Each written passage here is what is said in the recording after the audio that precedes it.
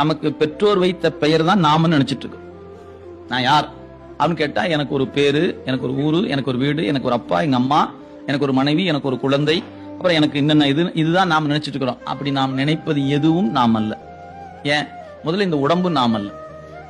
இந்த உடம்பை வச்சுதான் இந்த உடம்புக்கு தாய், இந்த உடம்புக்கு தந்தை, இந்த உடம்புக்கு கணவர், இந்த உடம்புக்கு மனைவி, இந்த உடம்புக்கு தான் குழந்தை, இப்படின்னு நாம் சொல்லுகிற அத்துணை உறவுகளும் இந்த உடம்பை பற்றியது.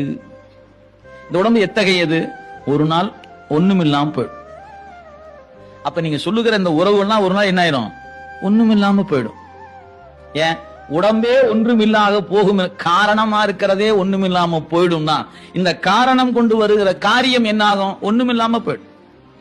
அந்த ஒன்றுமில்லாததுக்கு தான் இத்தனை போராட்டம்.